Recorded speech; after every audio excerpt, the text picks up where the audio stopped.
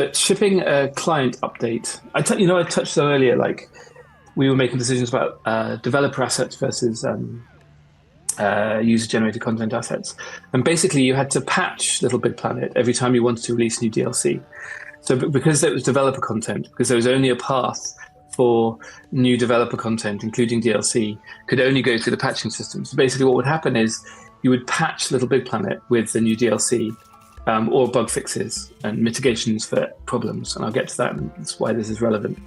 And again, this is ancient history, and this is like Little Big Planet 1 era. So it may have changed, I may be wrong with all of those caveats. At the time of Little Big Planet 1, we had to patch the game to do any kind of change, whether it was a bug fix or a new DLC.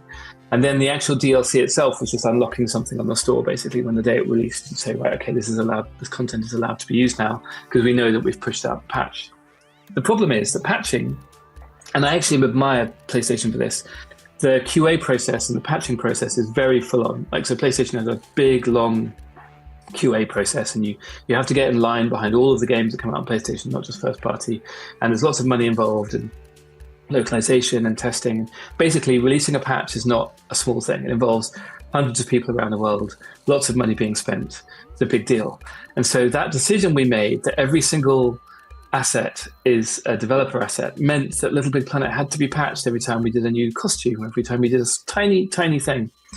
And it just got more and more and more costly in terms of like how long it took to put out a small patch.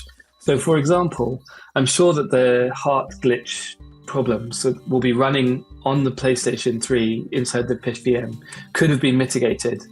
But by the time those things were happening, I imagine that the people who knew the code, like me, had long gone, right? They weren't around to fix the code. And worse, the appetite to send out a really expensive patch costing a lot of money was probably less and less and less over time. So which I'm saying is like, fixing these things was technically possible, but in practice, in reality, there maybe wasn't the manpower or the money available or the time available to actually fix it. And that's the thing that's very sad. And if I had my time again, I would, if the fog of war lifted and I could see everything with the benefit of hindsight, you might build a system where it was either easier to hand over to the community. And I know you've been trailering and hinting at the fact that you've done incredible decompilation and reverse engineering, archiving, and I know that there's various efforts. And I wish in hindsight that we'd made those efforts easier.